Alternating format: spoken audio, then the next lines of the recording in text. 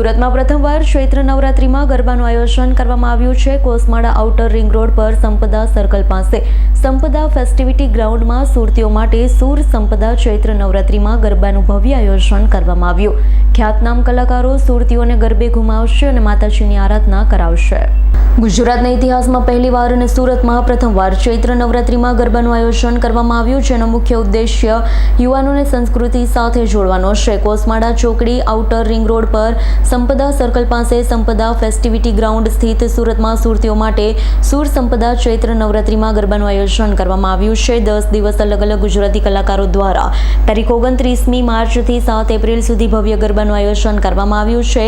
સ્ટેજનો શણગાર રામ મંદિર થીમ પર કરવામાં આવ્યો છે। રોજ ગરબાની શરૂઆત આરતી, હનુમાન ચાલીસા અને રાષ્ટ્રગીતથી કરવામાં આવશે, જેમાં ગુજરાતના પ્રખ્યાત કલાકાર જેવા કે કિંજલ દવે, પૂર્વા મિત્રા, જીગરદાન ગઢવી, હરિઓમ ગઢવી, ઓસમાણ મીર, ભૂમિ ત્રિવેદી, ગીતા રબારી, જયસિંહ ગઢવી, ઐશ્વર્યા મજુમદાર, ઉમેશ બારોટ, મહિત લાઈવ પરફોર્મન્સ સાથે સુરતીઓને ગરબાના તાલે ઝુમાવશે।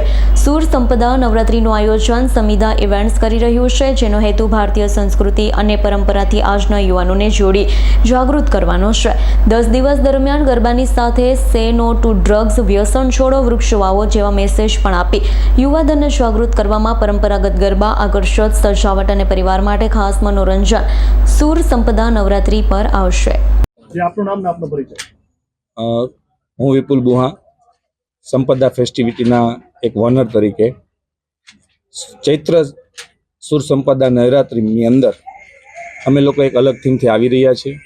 આ થીમની ખાસિયત એ છે કે જ્યારે આરતી થશે ત્યાર પછી હનુમાન ચાલીસા થશે અને ત્યારબાદ રાષ્ટ્રજ્ઞાન થશે અને આ નવરાત્રિની શરૂઆત થશે।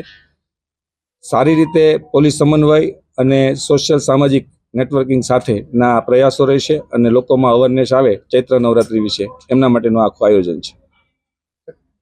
આયોજનમાં જે દિવસ દરમિયાન કયા કયા કલાકારો પરફોર્મન્સ કરવાના?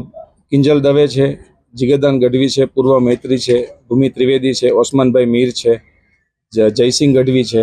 આવા નામાંકિત કલાકારો અહીંયા ઉપસ્થિત રહેવાના છે 10 દિવસ માટે અને એ એમની રીતે બેસ્ટ પરફોર્મન્સ અને એ પણ ઘણા કોઓપરેટ થયા છે, જેને કારણે આ કાર્ય સક્સેસ અને સફળતા તરફ જઈ રહ્યું છે। નવરાત્રીનું આયોજન આવું પહેલા નહોતું, ચૈત્રી નવરાત્રીમાં આટલું મોટું આયોજન કઈ રીતે? જે રીતે દેશના વડાપ્રધાન ચૈત્ર નવરાત્રિમાં અનશન કરે છે અને ચૈત્ર નવરાત્રિ વિશે ઘણા બધા આપણા સનાતન ધર્મની અંદર સાધુ સંતોએ પણ બહુ મહત્વ દર્શાવ્યું છે। બસ આ એક આધ્યાત્મિક વિચાર હતો અને સાથે યુવાનોના યુથને પણ આ ચૈત્ર નવરાત્રિ વિશે ખબર પડે એના ભાગરૂપેનું આ એક આયોજન છે। ટિકિટ દર અત્યારે 500 રૂપિયાથી શરૂઆત છે અને જેમ મેં કીધું એમ ફેસિલિટી પ્રમાણે અમે નજીવા દરો રાખ્યા છે, થોડા પ્લસ માઇનસ છે।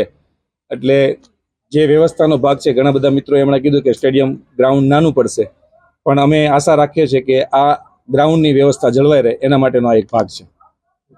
Bureau report, S9 news, Surat. અમારી તમામ માહિતીથી અપડેટ રહેવા માટે જોડાયેલા રહો S9 ન્યૂઝ સાથે।